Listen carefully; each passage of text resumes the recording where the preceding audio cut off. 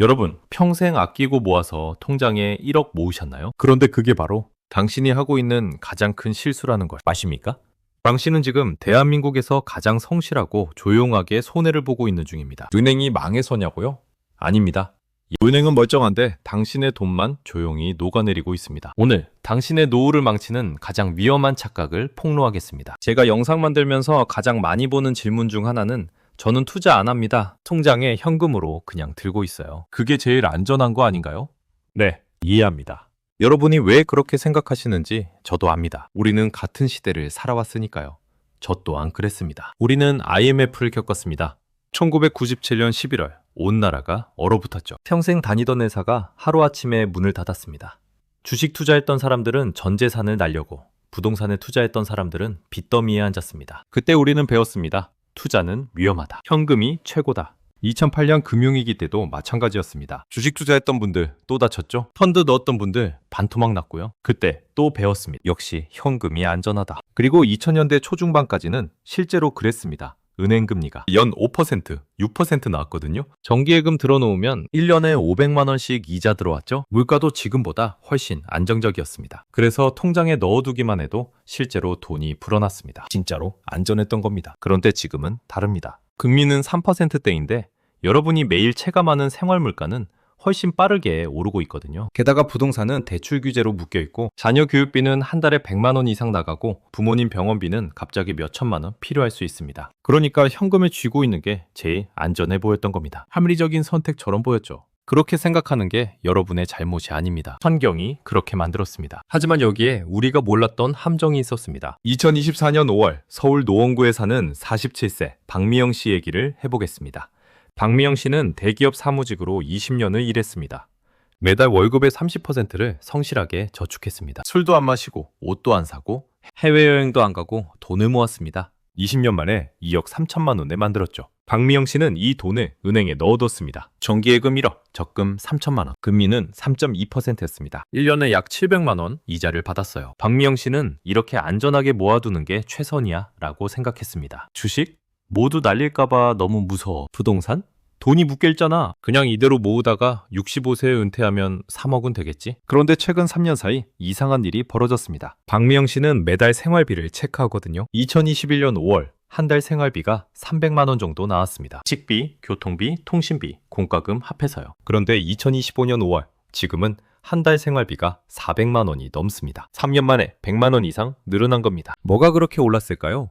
통계청 소비자 물가 상승률보다 우리가 매일 체감하는 외식, 장바구니, 생활 물가는 훨씬 가파르게 올랐다고 느끼는 분들이 많습니다. 박미영 씨가 자주 먹던 김밥이 2021년에 3,000원이었습니다. 지금은 5,500원이에요. 또 그전엔 치킨에 한 달에 2번 시켜 먹었었는데 지금은 같은 돈으로 2번은 못 시켜 먹습니다. 2021년엔 치킨 한 마리에 16,000원이었습니다. 지금은 22,000원입니다. 전기료도 올랐습니다. 한 달에 12만 원 나오던 게 지금은 18만 원이 됐어요. 가격은 지역, 브랜드, 시기마다 다를 수 있지만 체감 고정비가 계속 오르는 흐름은 다들 느끼실 겁니다.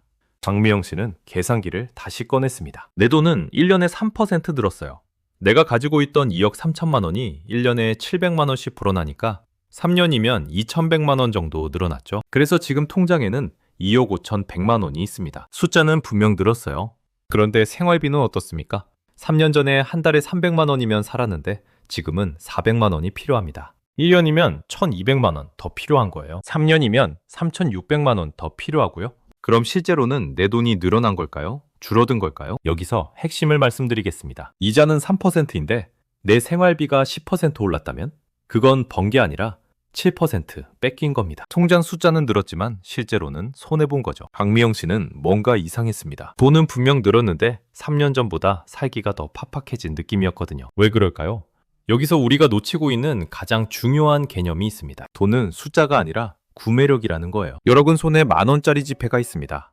2021년에 10,000원으로 김밥 2줄은 살 수 있었어요. 그런데 2026년 지금은 10,000원으로 한 줄반밖에 못 삽니다. 지폐는 똑같은 10,000원짜리예요. 숫자도 똑같이 10,000원이고요. 그런데 살 수 있는 게 줄어들었습니다. 이게 바로 돈의 가치가 떨어진다는 뜻입니다. 통장에 찍힌 1억이라는 숫자는 변하지 않습니다. 하지만 같은 1억이라도 살 수 있는 범위가 꽤 줄어든 거죠. 그래서 중요한 건 통장 숫자가 아니라 구매력입니다. 여기서 수학적으로 증명된 현실을 보여드리겠습니다. 수식으로는 어렵게 보이지만 뜻은 하나예요. 물가가 금리보다 빨리 오르면 내 돈은 매년 깎입니다. 화면에 보시는 이 공식, 실질 가치는 통장 잔고를 1 더하기 물가 상승률의 n제곱으로 나눈 값입니다. 이 공식의 의미는 숫자는 그대로인데 내 돈의 힘만 빠져나가는 구조라는 뜻입니다. 구체적으로 계산해 볼까요?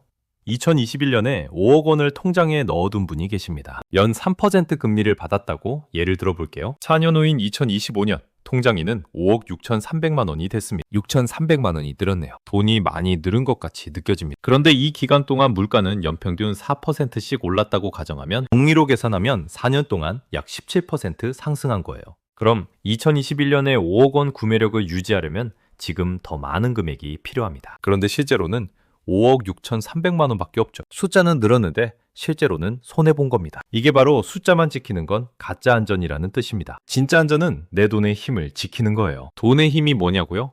구매력입니다. 내가 원하는 걸 살 수 있는 능력이죠. 좀 더 체감 가능하게 설명해 볼게요. 지폐는 그대로입니다. 10,000원짜리는 여전히 10,000원짜리예요. 통장 숫자도 늘어납니다. 그런데 선택지는 줄어듭니다. 3년 전엔 한 달에 2번 외식했는데 지금은 한 번밖에 못 합니다. 3년 전엔 1년에 2번 국내 여행 갔는데 지금은 한 번밖에 못 가요. 3년 전엔 옷을 석 달에 한 번 샀는데 지금은 6개월에 한 번 삽니다. 이게 바로 돈의 가치가 떨어진다는 뜻입니다. 숫자는 늘었는데 내가 할 수 있는 건 줄어드는 거예요. 잠깐, 여기서 더 무서운 게 있습니다. 문제는 내 돈이 조금씩 줄어드는 게 아니에요. 자산 대분열이 이미 시작됐다는 겁니다. 무슨 말이냐고요? 현금만 준 사람은 제자리인데 우량 자산에 자신들의 돈을 넣은 사람들은 점점 더 자산을 불리고 있어요. 이 격차는 5년, 10년 뒤에 따라잡기 힘든 간격이 됩니다. 이건 투자 성향의 문제가 아니라 생존 구조의 문제입니다. 지금부터는 이해를 돕기 위한 단순 예시입니다. 시장은 오르내리고 수익률은 매년 달라질 수 있습니다. 같은 회사 동기 2명이 있습니다.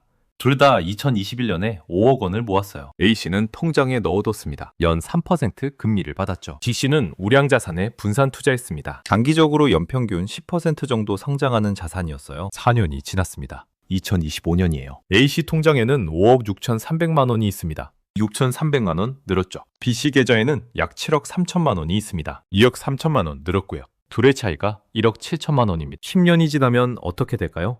A씨는 6억 7천만 원이 됩니다. B씨는 약 13억이 돼요. 둘의 차이가 6억 3천만 원입니다. 20년이 지나면요, 차이가 24억 원 정도 됩니다. 정확한 숫자보다 중요한 건 하나입니다. 시간이 길어질수록 격차가 커지기 쉽다는 구조예요. 1년, 2년은 별 차이 안 나요. 하지만 5년, 10년 지나면 상당한 차이가 납니다. 이게 바로 자산 대분열입니다. 가장 위험한 착각을 정리하겠습니다. 나는 아무것도 안 했어. 그냥 통장에 넣어둔 것뿐이야. 하지만 이게 착각이에요. 현금 보유도 이미 하나의 선택입니다. 여러분은 아무것도 안 한 게 아니에요. 이미 선택을 한 겁니다. 나는 내 돈의 가치가 매년 조금씩 떨어지는 걸 감수하겠다는 선택을 한 거죠. 의식적으로 한 선택은 아니지만 결과적으로는 그런 선택을 한 거예요. 가만히 둔 현금도 중립이 아닙니다. 매년 조금씩 깎이는 방향으로 자동 설정돼 있어요. 여러분이 아무것도 안 해도 시간은 흐릅니다. 물가는 오르고요. 그 사이 여러분, 돈의 가치는 조용히 떨어집니다. 현금은 위험해서 문제가 되는 게 아닙니다. 너무 가만히 있어서 문제되는 자산이에요. 저도 한때는 통장이 제일 안전하다고 생각했습니다. 투자는 무섭다고 욕심부리지 않고 그냥 통장에 넣어두는 게 제일이라 생각했습니다. 그런데 직접 제 돈을 매달 소액씩 움직여보니까 알겠더라고요. 통장에 묶어두는 건 안전이 아니라 아무 생각 안 한 방치였다는 거예요. 제가 하는 방식이 정답은 아닙니다. 다만 제 돈이 가만히 녹아내리는 건 막고 싶었어요. 처음엔 정말 무서웠습니다. 100만 원을 움직이는 것도 떨렸거든요. 그래서 아주 작게 시작했어요. 매달 30만 원씩 자동으로 분산 투자했습니다. 전 세계 우량 자산에 분산된 상품을 예시로 말씀드리는 건데요. 이건 수익을 내려고 하는 게 아니었습니다. 내 현금의 구매력을 지키기 위한 최소한의 방어선이었어요. 이건 추천이 아니라 현금 방치와 비교하기 위한 예시입니다. 처음 3개월은 매일 확인했습니다. 오늘은 얼마 올랐나? 내일은 얼마 떨어졌나? 신경이 많이 쓰였죠. 그런데 6개월 지나니까 익숙해졌어요. 오르든 떨어지든 크게 신경 안 쓰게 됐습니다. 1년 지나니까 거의 확인도 안 했어요. 3년 지난 지금 제 계좌를 확인해 보니 원금보다 조금 늘어나 있었습니다. 시장이 흔들려도 통장에 둔 것보다는 훨씬 안정적으로 내 자산의 힘이 지켜지고 있다는 사실을 알겠더라고요. 여기서 중요한 포인트가 있습니다. 한 번에 크게 투자하지 마세요. 매달 조금씩 투자하십시오. 시장이 떨어질 때도 사고 오를 때도 삽니다. 그러면 평균 매입 단가가 안정돼요. 오늘은 방법이 아니라 기준을 말하는 겁니다. 제가 이것 하세요, 저것 하세요 말하는 게 아니라 여러분이 판단할 수 있는 기준을 드리는 거예요. 그 기준이 뭐냐면 돈을 세 가지로 나눠 생각하라는 겁니다. 첫째, 당장 쓸 돈입니다. 생활비, 월세, 공과금 이런 거요. 이 돈은 당연히 통장에 있어야 합니다. 둘째, 비상금입니다. 갑자기 병원에 갈 일이 생길 수도 있고 집 고칠 일이 생길 수도 있고 경조사비가 나갈 수도 있어요. 이런 비상금도 통장에 있어야 합니다. 보통 3개월에서 6개월치 생활비 정도요. 셋째, 장기자금입니다. 10년, 20년 쓰지 않을 돈이죠. 노후자금, 은퇴자금 이런 거요. 이 돈까지 통장에 둘 필요는 없다는 겁니다. 이 돈은 일을 시켜야 해요. 10년, 20년 동안 가만히 두면 물가 상승으로 가치가 상당히 떨어지기 때문입니다. 현금은 나쁘지 않습니다. 하지만 현금만 이라고 생각하는 게 문제예요. 당장 쓸 돈과 비상금은 통장에 있어야 합니다. 하지만 10년, 20년 쓰지 않을 돈까지 통장에 둘 필요는 없다는 거죠. 부자들은 현금 비중을 최소화합니다. 필요한 만큼만 들고 있고 나머지는 다 자산으로 바꿔놓아요. 자산은 물가와 함께 오르는 경향이 있기 때문입니다. 이 영상을 보시는 여러분께 말씀드립니다. 이건 투자 권유가 아닙니다. 제 경험을 나누는 거예요. 여러분이 선택하신 문제죠. 하지만 이것만은 기억하십시오. 현금은 안전하다는 생각, 이제는 다시 생각해 볼 때가 됐습니다. 통장에 찍힌 숫자가 아니라